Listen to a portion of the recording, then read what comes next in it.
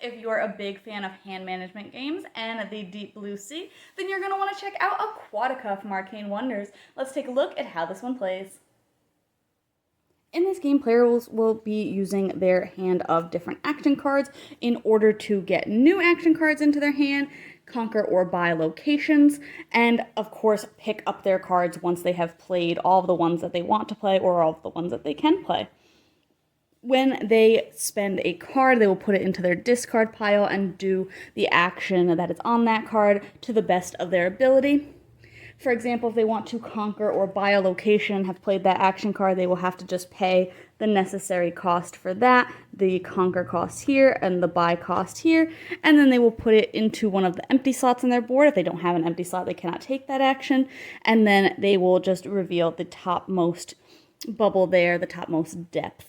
And later they can exploit that location to use those resources, which will help them get a little bit closer to scoring. Some of these locations also have a manta at the bottom, and if players are able to push that all the way up into their board, then they will be able to gain one of those mantas into their supply as well, which will help them to have additional little bonus actions that they can take on their turn to get them a little bit closer to getting those points.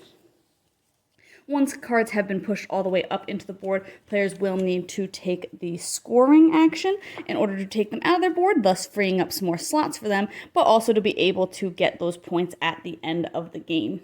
Other actions players can do is to recruit characters, and those will go directly into their hand, and they of course will have to pay that cost and then slide all of those characters down to put more out. They can also scout to put new locations out in order to have some more options available for them. It will also push anything that is left here up into a discounted area as well. If they've accomplished one of the goals at the top of their board on their turn, they will have to take one of their colored mantas and put it up there in order to score those points at the end of the game.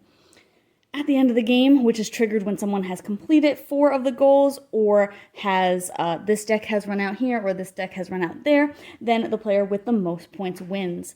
If players are looking for a more advanced game, they can replace those goals with slightly more difficult ones, and or they can use these king cards for some variable actions because those starting decks that players have are all the same cards.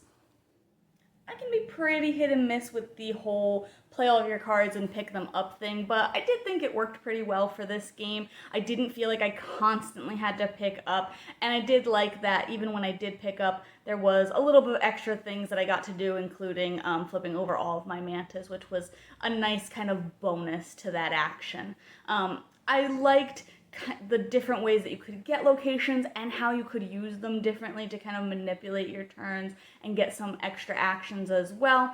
And it can be a really fun balancing thing of, oh, do I exploit this location or do I use this other ability to just push it all the way up so I can score it for more points? So that is really interesting. I had a big problem with the non-player mantas. I thought that they were just way too dark. They're very difficult to look at. So when you are looking for those, that was kind of a pain. But other than that, I thought the game was gorgeous, and I really liked all of the art and how everything looked on the board. I definitely prefer the advanced options. I thought that the goals that are on the board itself are a little bit too easy. It made my first few plays very, very quick, which I just felt wasn't enough time to be able to kind of get things going and really be able to use all those locations to the best of their effects. So I really prefer the advanced goals, and I like the king cards as well because I just think that they added a little bit more variety to the beginning of the game too. The other issue that I kind of had was that I felt like there was not really any compensation for the fact that there's not equal player turns. You know, if the first player is the one that ends the game, they still get another turn, which I just thought was kind of weird, and most of the time, if they were the one that ended the game, they were able to have another good turn where they were able to get a lot of points and usually win the game. So I thought it was weird that they didn't have to maybe start with a card in their discard pile or something like that in order to kind of offset that first player advantage. But overall, I think the game plays really smoothly. I like a lot of what it does, and if you like that play all your cards and pick them up, if you like that hand management aspect, then you'll probably like this one. Check out my full thoughts on the blog today to see if this one's for you.